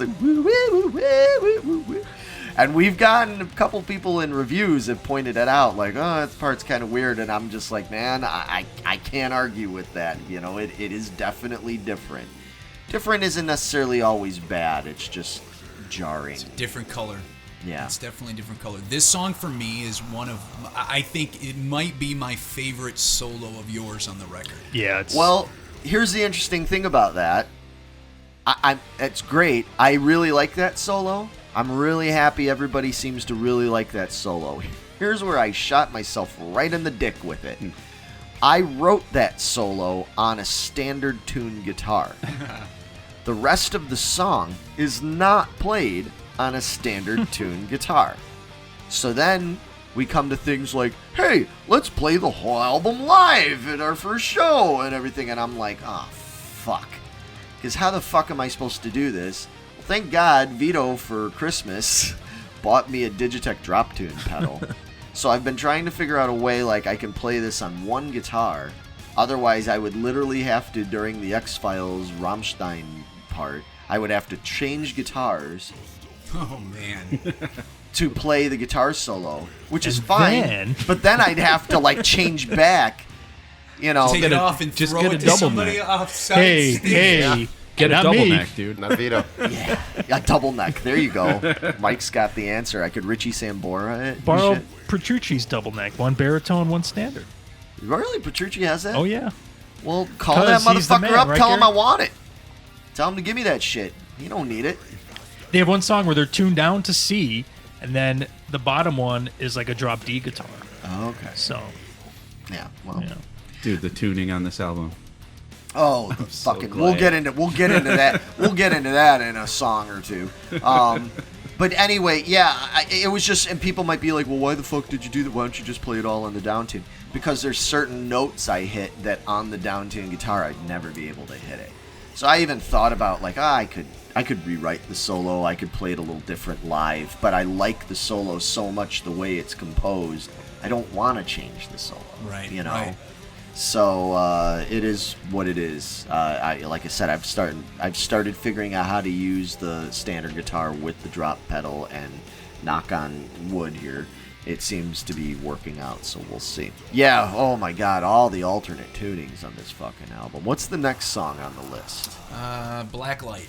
Okay. Yeah, well, that one is not too bad, but I know No. we get into a fucking tuning thing. I think on the next song, and Yes. we'll get into that. But yeah, Blacklight. That one seems to be really popular with a lot of people, and I'm kind of surprised. Blacklight is in my bottom 2 for this record. Yeah. Not a fan of it. Okay, no, I take that back. I'm not saying that it's a bad song or I'm not a fan of. It is, to me, Blacklight is one of the Novembers Doom staples. Okay. Is that a Novembers Doom song? Yeah, it is. Paint by numbers, Novembers Doom, pretty much. There it is. That's what I would expect. Oop, there it is. And it's just, it doesn't make it a bad song. It doesn't, but I just think as far as like where my interest is with the other songs, this one doesn't grab me quite like the other songs do. Not a bad song. It's just not like as interesting to me to listen to as some of the other ones. Probably my least favorite on the album. Interesting. Yeah. Okay. Wow. Yeah. I thought it'd be your favorite. You would think, but everything else came out awesome. I mean, not that came out bad or anything, but I think it's Paul articulated it very well. It's just kind of not as interesting as a lot of the other stuff to me. There's been a lot of shocking statements from you today. I thought this was your favorite song. I thought you thought Nephilim Grove was the worst song. And I didn't know you knew who Fear Factory was. Things we're learning. Wow. Man, oh man. No, I do love the riff on it. I mean, just because it's my least, like, some song has to be your least favorite song on the album. Right, and that's the way I look at it Yeah. too. I'm not saying it's a bad song or it doesn't belong. I'm just saying out of everything else on this record, this is on definitely the bottom half for me. I like this song more than that. I love the chorus. I really like this song. This song started out being one of those sort of like, indifferent kind of ones. Like, I liked it. Like, I was like, oh, it's definitely more than good enough to be on the album and everything. But it wasn't one that I was like really excited about. And now, I think this is another one after playing it and stuff that I'm like, yeah, I look forward to this song. See, I'm the exact opposite with this one playing it. To me, it doesn't have, and maybe it's just a mental thing in my, I have that problem live vocals, especially with my growls anyway, and that's probably why I blow my fucking voice out. I never think I sound as good or as powerful or as strong as I should be sounding. So I push that much harder live to try to get my voice in my head to where it sounds like on the record. Like, I can listen to my growls on this record and I go, man, that sounds heavy. And then we get in the room and I'm growling, I'm like, this is not fucking heavy enough. And I push harder and harder. So for me, it's not living up to the album sound when we play it live. It's just not there. Interesting. It's not heavy enough. And it probably is. It's probably all in my head, but It's because you refuse to get in-ears. you're right. It's not I refuse. Don't you remember when we were drunk as fucking Madrid and I you know. promised you were going to get in-ears? I still promise you. Right. I want in-ears. So if there's anybody listening who can hook me up with some real good in-ears, Yeah, we need to talk about that. I Yeah, we should really, figure- I'm with No, you. you need it. Especially we go on tour because, man, I blow my voice out quick because I over-push. We will look into that. Just think about how much more clarity you'll get on the bass with in-ear monitors. I could just have you off completely. Think about how awesome that'll be. Because not only can you tell them, turn the fucking bass off in my in-ears, but you'll also have them to kind of like block out the fucking on-stage massive volume that comes from the fucking bass amp at all times. It is ridiculous. Jesus. I think this song did sound good, though, when we were rehearsing it the other day. Hearing it live, I think it's going to translate really well. Dude, I love playing that song, if only just for the part in the verses when it switches to the fucking down picking. Oh, the riff is fantastic. Absolutely. It's a really fun, those verse riffs are so fun to play. They're Just so, upset we couldn't get Jamie Josta, the guest, on this that song, is a but, total hate breed you part. know, it's- It is totally like, yeah, total hate breed kind of like, yeah, Vito needs to put his fucking baseball hat on. Fucking, yeah, absolutely. I just might. I don't know. What about you, Gary? You like this song? Yeah, I like it. Yeah, I wouldn't say it's my favorite on the album, but it's, No, it's not my favorite, but I like it. I do like it. I like playing it. I like it a lot. It's one of 3 songs that have blast beats in them on this album. So Yeah. that's cool. So it's definitely my top 3. It's all blast beats all Yeah. the time. Yeah. Or it's shit. And No, this song almost didn't even make it to the album. If you remember, Yeah. like, a Oh, first version I that's brought right. in, like, Yeah. I had some weird verse thing that like didn't make any sense, but I thought it did. But you guys were like, "What the fuck are you Vito. playing?" I'm always it always Got denied. it always falls on me, folks. Like I feel No, we so were all bad. Like, I don't know about that one, Vito. I feel so bad because like Vito is always trying to. Here's the thing. Here's what's frustrating about it. Because you guys are saying, you're sitting there saying like, oh, it feels kind of like Paint by Numbers, Novembers Doom, blah blah blah, and it's frustrating, I'm sure, for Vito because Vito tries really hard to not write Paint by Numbers, Novembers Doom shit, and he'll be like, oh, well, here's this, and then he comes in with something, and we're like, oh, that's way too weird. Like that's God damn it! You said not to write cookie cutter Right. shit. Right. It's so we're just like impossible to please. But yeah, Vito will come in with these things. It's like, oh well, it's got these kind of like time change things and stuff, and then it's just like I hear it and I kind of end up making that tilted head dog thing, like when dogs hear something weird, I'm like, I don't what are you doing there? I don't quite grasp the way that's supposed to transition. It almost sounds like the record skipped or something. But I get it. But that being said, I do think we successfully managed to integrate some of that on this Yes. record. And we've started And in this song too. Yeah, and because you we came s- up with that 7/4 part during like the Right. pre-chorus, right? Right. Yes, exactly. And I was happy to report that we made headway with that and we started getting somewhere with it. The But song's got a time signature change in the middle of it too, doesn't it? That's- It go from like what- four. what- Well, what are we just fucking talking about? No. I mean, it goes from Clean your ears like out, buddy. it goes from 4/4 to 6/8. Well, it Right. goes like 4/4 to 7/4, back to 4/4, and Right. then like the Okay. bridge is like Right. 6/8, and then Yeah. So I guess there's multiple times. yeah, and the next song has that as well and everything. So you did manage to get you're creeping it in there, man. You know, so just think 5 albums from now, dude. I'll be dead. Yeah, I was gonna say.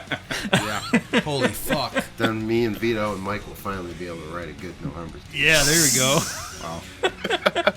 Gary, if I die, you can have it. You can do whatever the fuck you want with it. Get that in writing, Gary. It's all yours. You know, yeah, you know how. Well, you've got this. This is legal. Yeah. I mean, you can put this out That's there. it. It's video and everything. You know. Yeah, you know how you've got like Steve Grimmett's Grim Reaper. We could have Gary Naples' November's Doom. All blast beats. Just straight up. That's it. All right. We'll do the basement at Penny Road Pub. The song changing it. What should have been. He can all kinds of fucking name changes for the shit. It'd be like blasting. I know you know what should have been. No more pussy songs. Did redo the whole first album, Blast Beats. Hey, Over the bad same idea. riffs, though. I could picture that actually. Anyway, moving on. The Clearing Blind. Okay, now I'll take the lead on this one. This is a song that I was not feeling. Not that it was bad, but I just wasn't connecting to it. And I'm still working on that. But I have now since, this is a case where I like it more playing it, even though I'm still figuring out how to fucking play it right. And we'll get into that in a minute. But like, I feel like this song has a little bit more oomph for me when we're in the room and we're playing it than when I listen to it on the record. This song has transitioned to being one that I like. I would have initially said, "Oh yeah, this is like a bottom 2 kind of thing for me," and now it's like working its way up there. I'm really starting to like this song a lot more. So Yeah, it's probably one of my more favorite ones on the I album. know, yeah. I knew that because right away, like, you called me in the very beginning and you're like, Clearing Blind should be the single. Yeah. No, I thought it should. I like, it kind of reminds me of, like, Tonight's Decision, Catatonia, but I could see that. with more heavier stuff Yep. mixed in there. Yeah, I've read that in reviews too. I see that in reviews all the It's time. the obvious and I'm Catatonia like, influence. It's like, it's not dude. where I Yeah. was coming from with this at all, but But it's I do not it's your phrasing. Okay. Yeah, exactly. You don't sound like Jonas, but it's your phrasing you went for in this and everything, mixed with Vito's kind of Yeah, it's Greg Laswell. newer, not new metal, but newer metal influences and stuff, you know, Yeah, like all, that. this I was think all Greg Laswell. Catatone, yeah, like it's only the verses too that well, make me right, think that, yeah. and I think that this is another one of those cases where it just happens to be that your guys' influences for it are similar-ish. Yeah. Not that necessarily that Jonas from Catatone is influenced by Greg Laswell, but that style that he's influenced by, or the style, because Catatonia are into that, you know, they like that kind of what's your band that you like so much with the baritones? Which one? all the bands. I can't think of it. One of your favorite ones. We went and saw 'em. Breaking Benjamin? That's one of them. And the other one, Chevelle. No. Those guys, like, I know they're into that kind of stuff. They like that kind of, you know. So I'm sure that's where. But you don't really listen to Catatonia. No, and for this, musically, this song is like Seven Dust, especially Well, that the too. tuning and Dream Theater. So those are like musically influenced or See, inspired, whatever. A big thing on this record, too, that I've never done before, and it worked out, I think, in a more creative way. A lot of this stuff, you three guys, or you guys were working with Gary, and I was getting tracks from Vito where it was just guitar and a click. So I started writing vocals to guitar and a click. I had no idea what the dynamics were for the rest of the band. So then when everything came together and I heard it, I went, oh man, if I'd have known Gary was putting blast beats over that part, I probably would have done something completely different, but I'm glad. Like in Blacklight. I think that would have made it even more cookie cutter standard paint by numbers Novembers Doom. And because of the way a lot of this was written this time, it did change some of that and made it a bit more different and creative. So I kind of like the way that worked out this time. And I know this song was another one. I think, I forget. Maybe it was What We Become. Even when I came in, you're like, oh, I didn't expect you to go that direction with it at all. Because I didn't hear it with drums or anything yet. I didn't know. It felt more like a mellow song. So yeah, this was another one like that, where if I'd have heard the completed version of it first, I may have made different choices, even in my phrasing and everything. This is actually probably 1A for me after Adagio. Okay. Yeah, this is one of my favorite songs on the album, too. I like this one a lot. And it's surprising to hear Vito talk about all the bands that inspired it for him, because none of those are really bands that I ever listened to. But it's a lot of fun to play. I like where the song went a lot. I like that I don't have to retune.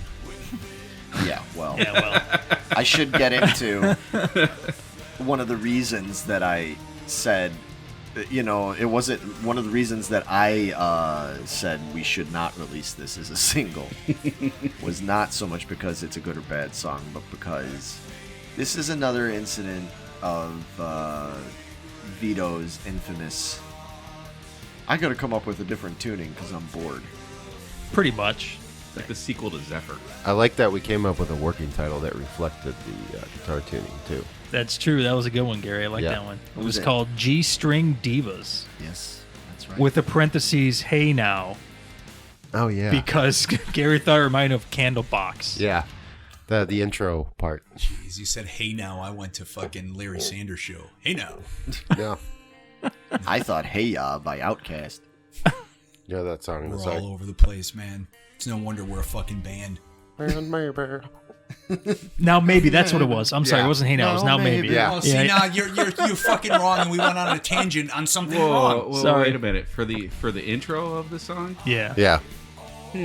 That little. Yeah, I can hear it. Okay. How'd that go?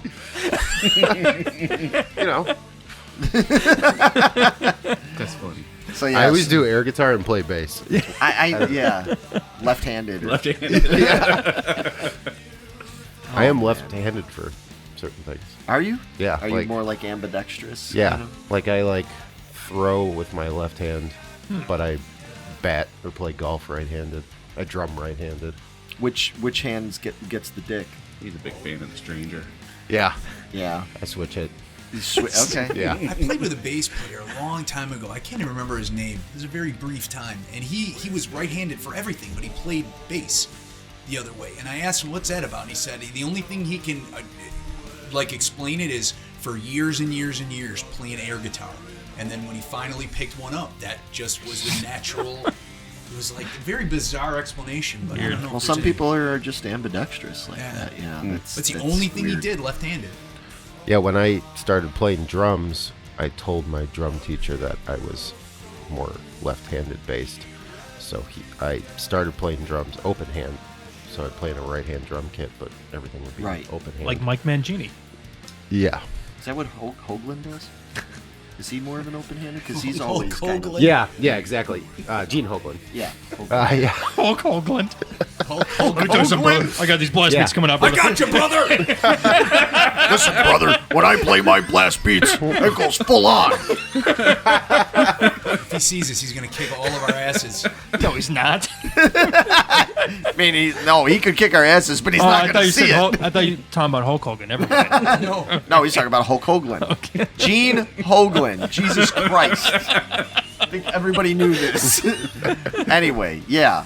So, what made you decide to finally switch? I just saw a lot of I just saw a lot of drummers playing, cross-handed, and I was like, well, I probably should do that. So I did. Yeah. Here I am. Wow. But anyway, getting back to the tuning. So this is in drop G. Yeah. Well, it's not really drop G, but it's a G-based tuning.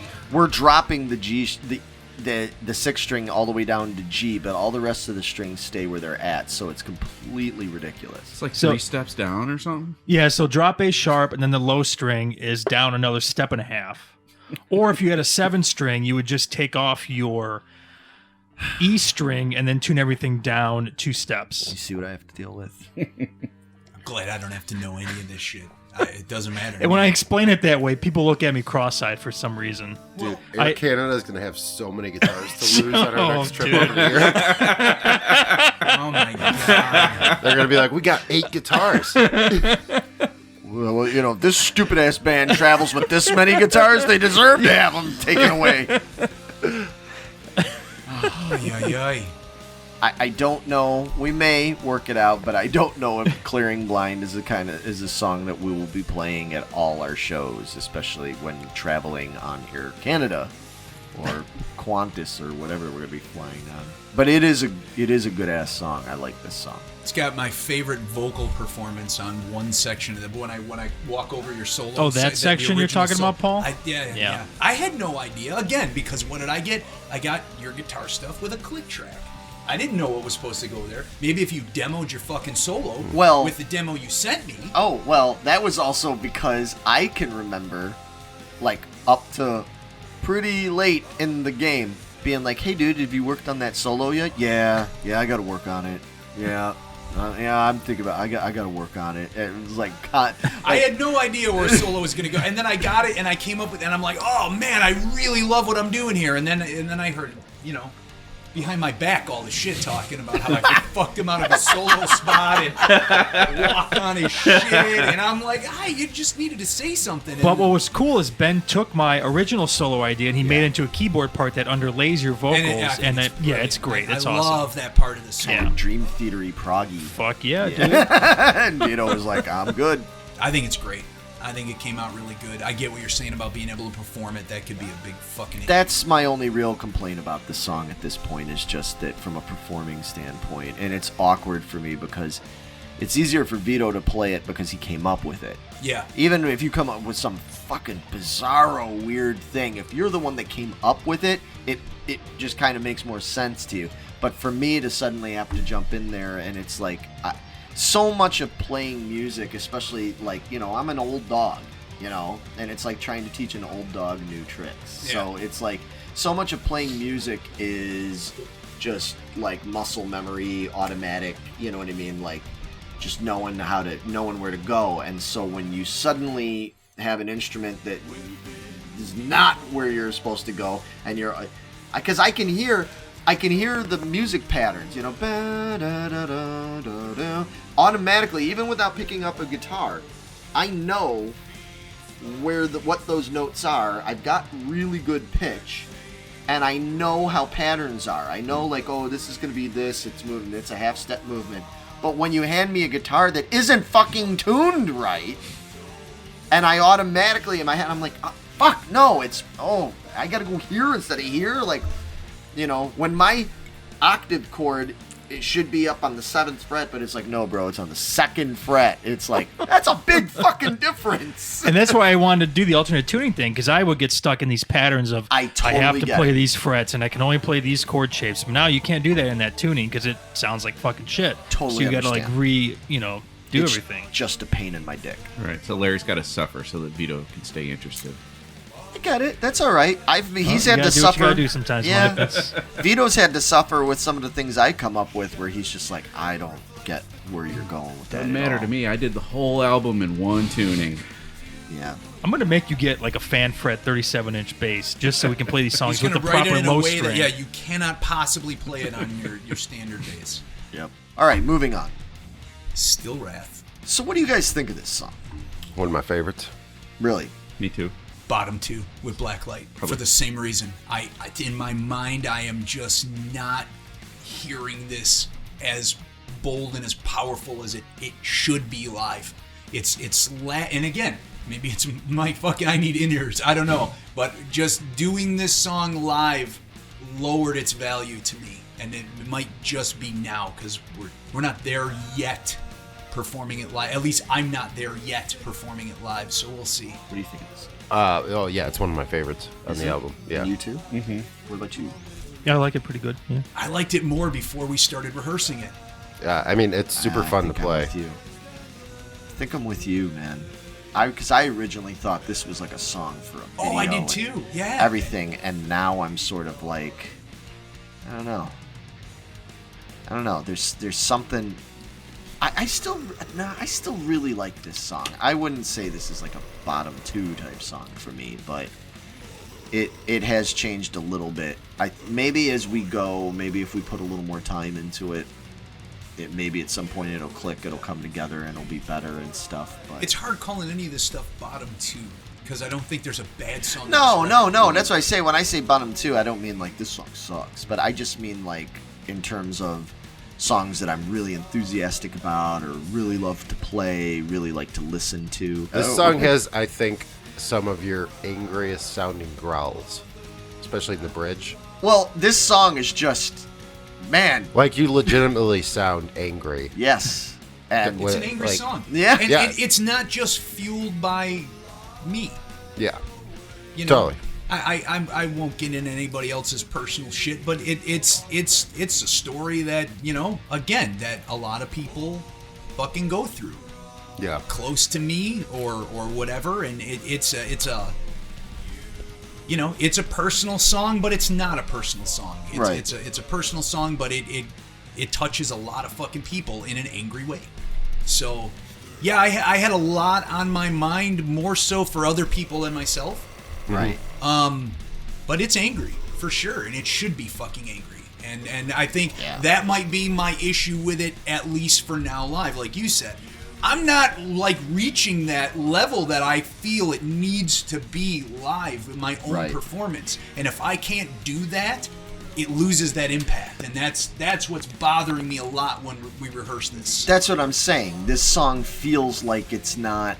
Because that's what I said, when we finished the record, and I heard this song, I was like, fuck, this song's fucking, oh my absolutely. God. Like, this is a punch in the face, like, it's so, but now, like, when we're playing it, I'm just like, oh, it's not getting there, like, there's something about it that's not, so I don't know if maybe we'll find that, maybe at some point it'll find its, like, vigor that it needs. Do we need to get another growler on stage with you to like double it up for this one, or what do you think? Help, man.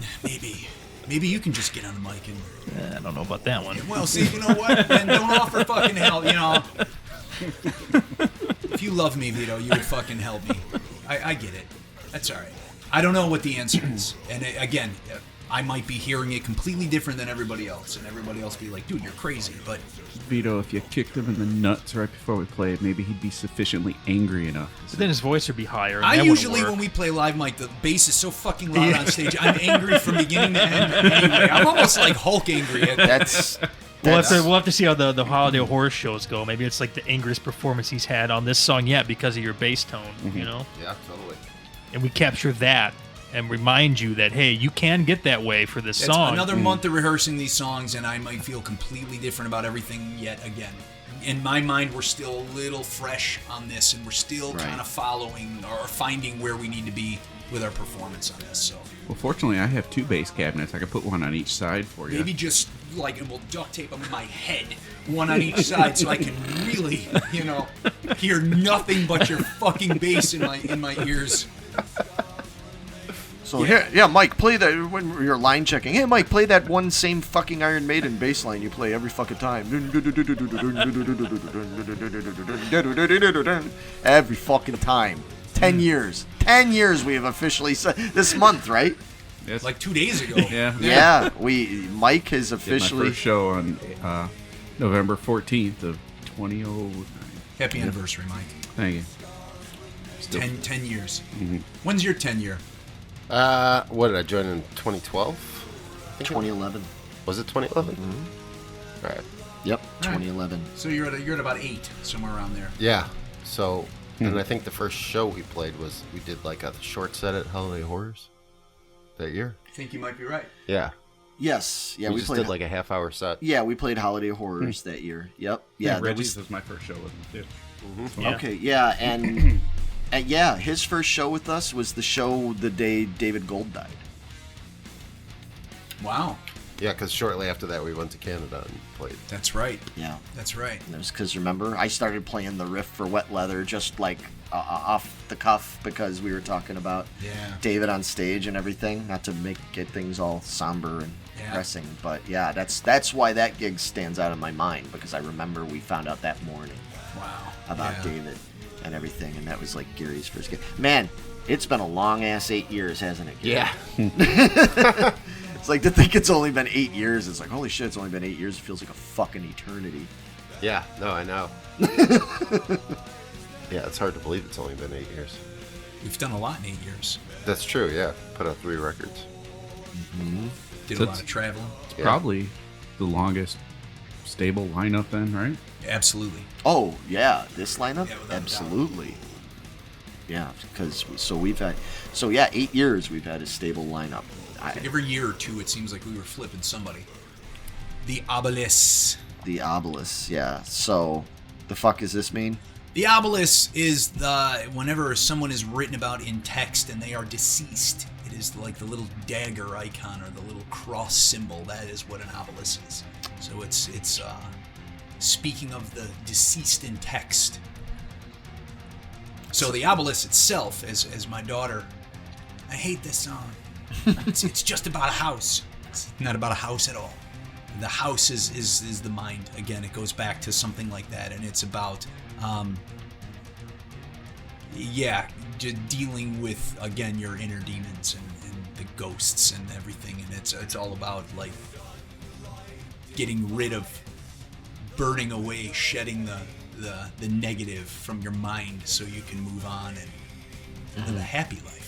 You said it was a happy home. Yeah. Yeah. It is not about a house. So this is... can we all agree that this is definitely the most different song on the record? Absolutely. Yeah. Absolutely. It is a love or hate type song, I think. Yeah, people seem to really react to this, where they're like, man, this is really... But here's the weird thing about it. So people say that, and I agree with them, and we knew that, but then at the same time, I think to the degree that some people are taking it, where they're like, oh my god, it's so different. I'm like, no, it's not. It's not that different. I mean... Yeah, I read one thing where somebody was saying this song was weird because it was our most up-tempo song ever. And that's so I was not kind of true. like, the song before it, Still Wrath, is the highest we've ever set a metronome. Yeah. The studio. it's That's the fastest song. But see, they don't mean. But when they talk about up tempo, they don't mean fast. That's the problem. It's That's true. Yeah, guitar yeah. stuff. It's another case of people not knowing exactly what they're talking about. I think they mean like perky. You know, they mean like upbeat, perky. And the funny thing about it is it's not upbeat at all, actually. You know, like it's actually a dark song. It could have been done differently, like with different beats and stuff. I could hear almost like a power metal type of thing happening with the. If you put a Stradivarius beat over those verses, dude, for sure. Yeah, I mean, because your guitars, you're going those 16th notes, and you got a lot of cool melodic stuff happening behind it, and yeah, if you had like the 16th notes driving on the kicks. Right, but that wasn't the point of the 16th notes. Well, no, of course not. I mean, I fair enough. I think that, I mean, obviously, as we've talked about in other interviews and things, first and foremost, we have the Duran Duran bass line in the song, which combined with the Roger Waters pulsing Pink Floyd bass line thing and everything. So those are some kind of like different influences. My influence for this song, well, I shouldn't say nobody, but a lot of you probably you're gonna be like, who? Was a band called Crippled Black Phoenix. Don't know them? Yeah, they're like Crippled Black Phoenix. Yeah, they're like a kind of a weird, I guess for lack of a better term, they're an alternative band, but they're one of those weird bands you can't really put into a like Solstafir. Like, what is Solstafir? How do you categorize that band? You know, there's a lot of bands. They're one of those, and they're made up of guys who used to be in heavier bands, like heavier underground bands. So they've got these like heavy undertones in there, but then they've got these at times almost, I don't want to say Muse, but like sort of, they could appeal to some Muse fans. They can appeal to Interpol fans. They can appeal, you know, so an alternative-y kind of thing. But they were a big influence on, like direct influence on this song, and it was how I heard it in my head when I wrote it. So then when you get everybody else's influence, when you get Mike's Duran Duran bass line, which is wonderful, and then what you went for vocally, which was not at all how I pictured it at all. Like, I pictured something a little bit more, I guess like Crippled Black Phoenix, like something a little bit more somber, sinister-y, kind of bubbling under a little bit, and you went for this bold melody that really, and then you threw in that Lee Dorian vocal in there, and it turned this into something totally else. It's funny you mentioned Muse, because that's exactly like where my head went, like hearing it. I wanted that driving multi-layer vocal, right? Like, so you kind of picked up on that, yeah. Oh yeah, absolutely. But yeah, it was to me the driving feel. I just felt the bigger I could get with the vocals, the better that was going to be. I adore this song. I love it. I love it. I love it. I love it. It's probably top 3 for me on this record. Okay. Maybe top 2. Okay, how do you guys feel about it? Towards the Look bottom on Vito's face. He's just like, all right, I got to think of something decent to say about it. Well, it's good. No, it's probably at the bottom. Just because, dude, when I had such a hard time with this song, Larry, like recording it, as you know. Man, writing this was my biggest struggle, and I think that's why I'm so like proud of the final, because it was so hard, and now it's like, man, it came out fucking great. Mm-hmm. Yeah, I was just not grasping some of your riffs in this one, you know. No, I'm not. That doesn't bother me. I totally understand. What about you? I enjoyed writing the song, coming up with my parts. Like once I found my direction, it all came together fairly quickly and easily for me. Right. Since we've started playing it, this is one of those ones to me that feels a little odd live, like we're not there yet. Mm-hmm. I think my biggest problem with the song, the chorus is unusual to me, because like the riff, it's awkward. Yeah, the riff has a certain melody to it, and then he's singing like a counter melody, like a counterpoint melody, and so I've got to not listen to him, or else I'll fuck it up.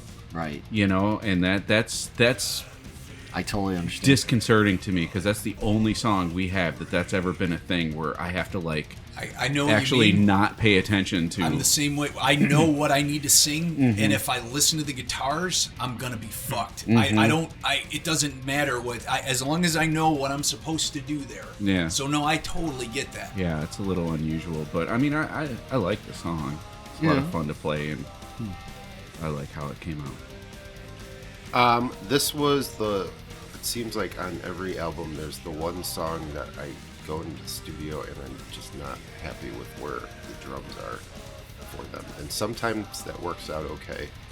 Or sometimes it works out good. Like the song that was like that on Blood White was Silent Dark. And now I think that's the best song on the album. This song to me is like, so they were going in, it was like that. And then now this song to me, it's like if I hear it by itself, it's not one of my favorites, but in the context of the album, like whenever I've played the record at friends' parties or whatever, and we've had the listening parties. In the context of the record, I like it. So, but yeah, it was the song for me that I didn't feel like I had come up with anything good on the drums, so I just kind of trusted what you guys advised me on it. I love your drums on it. Your drums are fabulous on it. Yeah. Love-hate is the perfect term for me with this song. It's like, in some ways, I love it. I agree with Gary. I think in the context of the album, and as it being the ending song and where it goes and how it leaves people with that like impression at the end, I think it's great.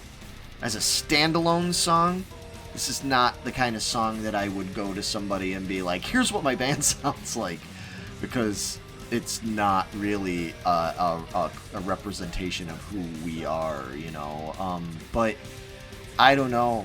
I don't enjoy playing it so much. Yeah, I've already kind of like set in my mind just knowing how everybody feels about it like earlier. I know after these first couple of shows we'll probably never come back to this one live. Yeah. Maybe. You never know. I won't say never, but... So I'm going to enjoy the shit out of it the next couple of shows because I'm never going to get it again. I wish we could play the Silent Dark live. Like I said, this was that song for me on that album, and that's what I think that's... Yeah. If I listen to anything on Blood White, it's going to be that song. Interesting. Wow, not me. I like that song, but that's... Yeah. This one, I can't say it's the top 3 or it's the bottom 2. It's like a question mark for me. I don't know how I feel about this song. But not for the reason a lot of other people are. Like, well, it's too different for you. But it's not that. We need to do something different now and then, people. I'm sorry if you guys get fucking all... your dicks all fucking in a knot about it and shit. But, like... I know a lot of you are like, I just want to hear you do Autumn Reflection over and over again. Those kind of things. Or I just want to hear you do Pale Haunt Departure over and over again. It's not going to fucking happen, man. So just shut up about that shit. It's not like a whole album of the Obelus is coming out anytime no, soon. And it won't. It won't happen for a bunch of reasons. But not because or despite of what you guys think of it. It's just we needed to do it. It's good to challenge ourselves. What if it becomes one of those songs and like everyone calls out for it? They want to hear it. Then we work at it to make it work. I don't think we're going to have to worry about that. I think we will. I think if people really want to hear us do this one live. If this was something that the public was like, yeah, I really, really, really want to hear you guys play this live, then I would just say, all right, well, let's work on it. It's a weird song translating it to the live band because there's so much going on in that song. It's like I'm not comparing this song to it in terms of how good it is or how brilliant it is because it's not nowhere near on that level. But it's like Queen trying to do Bohemian Rhapsody live. I mean, There is no actual way for the band to play Bohemian Rhapsody in its entirety live. They have to embellish it with backing tapes, or they have to, or whatever, or they'd have to get other people on stage to sing multiple parts and all these other things. It's just one of those songs. It doesn't mean it's a shit song just because the band can't do it exactly the way it was done on record live. But for me, this one, the choruses vocally, like I'll come up, and I did. There was another vocal part in this originally, which was my dominant vocal part. And then all the other stuff you hear on this were my backing tracks. Right. I had my lower, then I had the higher, which are never usually my dominant. My middle of the road is usually my dominant track. Well, we nixed that out of there. So what I was left with was the backing layers. are what were supposed to be more my backing layers exactly that turned into the dominant vocal performance. So now I'm looking at this going, oh boy. Okay, so now that dominant is so out of my comfort zone on what I would normally do. It's a challenge. It's a little difficult, and I know when I do this live, I have to add a little bit more of that grovel or fire in my clean vocal to be able to like belt it out in that area with those notes. It's not under a microscope like it is in the studio, where I have more control.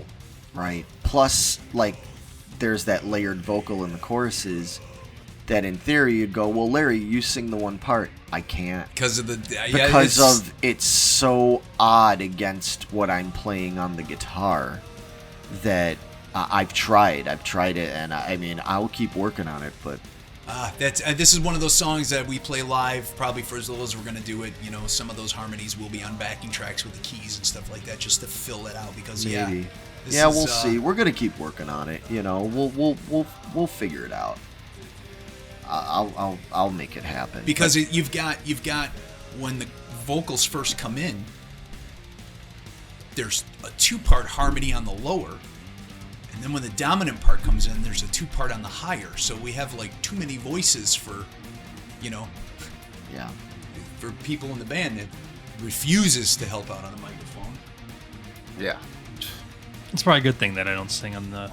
I've never heard you sing, man, so I don't know. You might be like... Dude, wouldn't it be amazing if one day, like, Vito, like, just, like, we're in the van in the middle, driving through Tasmania or something like that, and all of a sudden he just busts out and he has this beautiful, like operetta like voice and everything, like Pavarotti. Like was it Stir Crazy? Was it Stir Crazy with Gene Wilder and Richard Pryor with the big bald evil guy and everything in the jail with them, and then the one day all of a sudden he just starts going, oh, he starts singing with this amazing opera voice, and they're looking at him like, holy shit, Kong can sing, you know? That'd be Vito. All of a sudden he just busts out with like the fucking Marriage of Figaro or something like that. It's like the Three Amigos too. They had a scene like that. Yeah, they did. The Three Amigos. That's more fitting for us, I think. Then Mike's the fucking singing bush. And I'll be the invisible gunman. Great, you just killed the invisible gunman. But anyway. It's more like the turtle. Well, it is the bass line. That's it. He's the turtle. I think we're done. Not just with the podcast. I just think we're done. This is it, folks. You just got your last Novembers Doom get-together ever. Yeah. No, that's not true. We've got some plans. We talked about it a little bit. Yeah, we do. So, yeah, we're going down under next year. So, we don't have exact dates, but it is happening, and it's moving quickly. So, Australia, New Zealand, Tasmania, we're coming. That's so crazy. Diggery-dingo and Wendell T. Wolf. Oh, sorry. Sing. Go to Tasmania, go to Tasmania.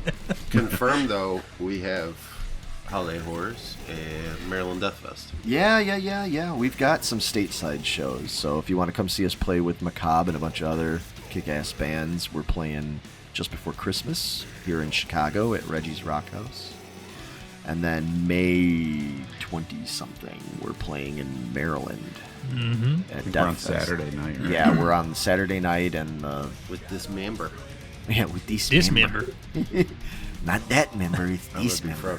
There's a couple other shows we're working on. Hopefully we'll be able to announce something soon. But we're working on it. We got a new album to get out there and promote. So that's the only reason we're sitting here talking. So otherwise, got better fucking things to do on a Sunday, you know, and hang out with these fucking Disney Plus, man. Yeah. There's so much shit on there to watch. I don't even know what I'm doing here. No, it's been fun. Mm-hmm. Always is. So let us know what you thought of this, and if you want more Doomcast, because we've had for years people telling us, do the Doomcast again. So should we keep doing this, or are you like, nah, fuck it, sick of you guys? You don't want this shit. I don't really want to have to talk to you guys anymore. No. Not anymore. Can we do it over the phone?